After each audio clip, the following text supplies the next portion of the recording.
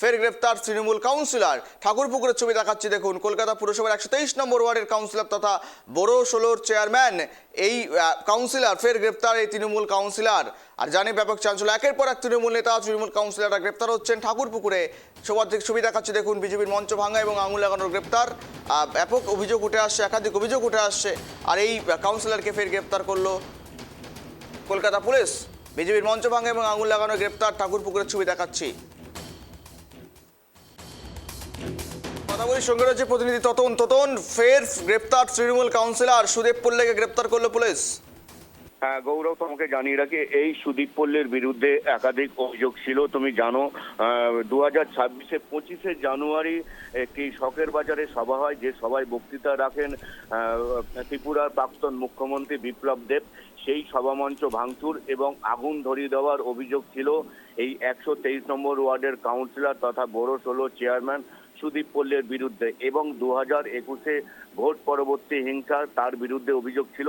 সেই সমস্ত অভিযোগের ভিত্তিতে গতকালকে কেন্দ্রীয় বাহিনীকে সঙ্গে নিয়ে গিয়ে ঠাকুরপুকুর থানার পুলিশ তাকে তৃণমূল কার্যালয় থেকে গ্রেপ্তার করে এবং আজ তাকে আলিপুর আদালতে পেশ করা হবে। এবং এই ঘটনা জানাজানি হতে ঠাকুরপুকুর থানার সামনে বিজেপি কর্মী সমর্থকরা আসে এবং তারা জানান ঠাকুরপুকুর থানা তাদের সাথে যথেষ্ট ভালো ব্যবহার করেছে এবং এইটাই তারা চাইছিল। যখন 2026-25 জানুয়ারি এই শখের বাজারের সভামঞ্চে আগুন লাগিয়ে দেওয়া হয় এই সুদীপ পল্লের নেতৃত্বে এবং স্বয়ং সুদীপ পল্লে দাঁড়িয়ে থেকেই সভামঞ্চ ভাঙচুর করে, তখন ঠাকুরপুকুর থানায় অভিযোগ জানালে সেই পদক্ষেপ নেয়নি এবং এই সুদীপ পল্লীকে গ্রেপ্তারের দাবিতে শুভেন্দু অধিকারী র্যালি করে এসে ঠাকুরপুকুর থানায় একটি স্মারক জমা দেয়, স্মারকলিপি জমা দেয়। তারপরেও কোনো পদক্ষেপ নেয়নি এবং এই রাজ্যে পালা বদল হতেই সুদীপ পল্লের বিরুদ্ধে একেবারে অ্যাকশন মোডে ঠাকুরপুকুর থানার পুলিশ গতকালকে দেখা যায় এবং গতকাল রাতেই তাকে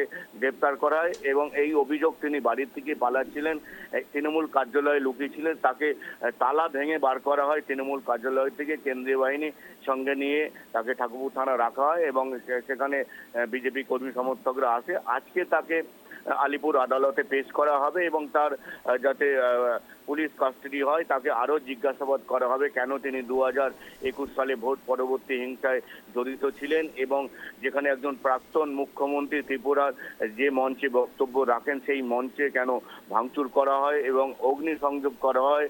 তিনি যে সমস্ত কর্মীদের নিয়ে আসে যেটা জানা যায় তার মধ্যে বেশ কয়েকজন স্টুডেন্ট ছিল, কলেজ পড়ুয়া ছিল, তাদের নেতৃত্বে বা তাদের নিয়েই এই ঘটনা ঘটায়। কেন সেই সমস্ত ছাত্রছাত্রীদের তার জীবন নষ্ট করা, অর্থাৎ তাদের যে কেস হলে তাদের বিরুদ্ধে তাদের পরবর্তী যে চাকরি জীবন থাকবে বা চাকরি যখন পাবে অসুবিধা হবে, সেক্ষেত্রে কেন তাদেরকে সামনে রেখে তিনি এই প্ররোচনা দিয়েছিলেন, একাধিক প্রশ্ন তাকে করা হবে। কিন্তু তার আগে বিজেপির তরফ থেকে দাবি করছে যেন তার বিরুদ্ধে কড়া শাস্তির ব্যবস্থা করা হয়। বেশ, নজর রাখো। ধন্যবাদ ততন।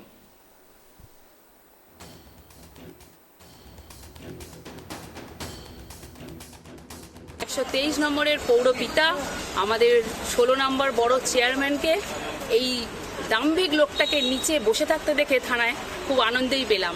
যেভাবে প্রত্যেকটা মানুষকে থ্রেট, হুমকি এবং আমাদের যে প্রচারে বাধা, আমাদের কার্যকর্তার উপর অত্যাচার, আজকে ভগবান তার সাজা দিয়েছে এবং ঠাকুরপুকুর থানা আমাদের সাথে অনেক সহযোগিতা করেছে। নিচে বসে থাকতে দেখে চেয়ারম্যানকে সত্যিই খুব আনন্দ পেলাম। ওনাকে অ্যারেস্ট করা হয়েছে। ওনাকে অ্যারেস্ট করা হয়েছে।